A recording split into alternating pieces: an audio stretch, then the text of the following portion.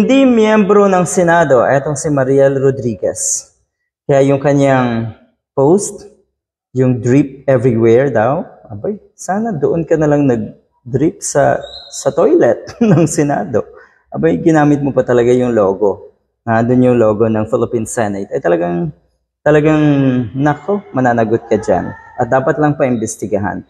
Pursigido si Senator Nancy Binay na magkaroon ng investigasyon sa nangyaring ito nga. Sabi, I am not sure if the Ethics Committee can extend its jurisdiction dito sa nangyaring insidente since hindi naman member ng Senado si Ms.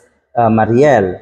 But we also need to closely look into it because it involves issues of conduct, integrity, and reputation of the institution and matters that concern health and safety.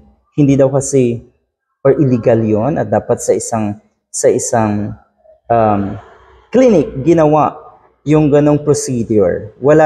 Hindi daw approved ng DFA etong ginawang procedure na ito ni Mariel Rodriguez.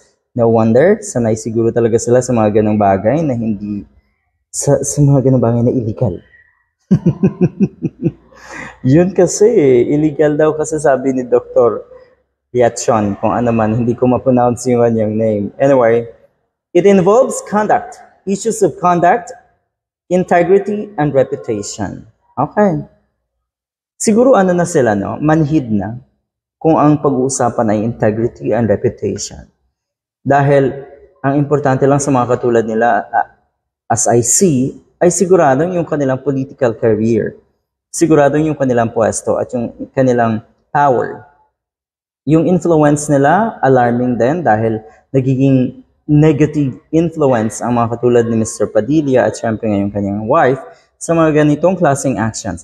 Nagiging negative influence sa ating mga kababayan. It concerns health and safety. So yun, good luck. Paiimbestigahan daw ito ng Ethics Committee sa Senado. Yun lang ang ikinababahala na si Senator Binay. Hindi naman miyembro itong si Mariel Rodriguez ng Senado. Pero sigurado may gagawing paraan, may gagawing investigasyon ang Senado para naman kahit papano maiangat ang kalidad ninyo dyan sa Senado. Good luck!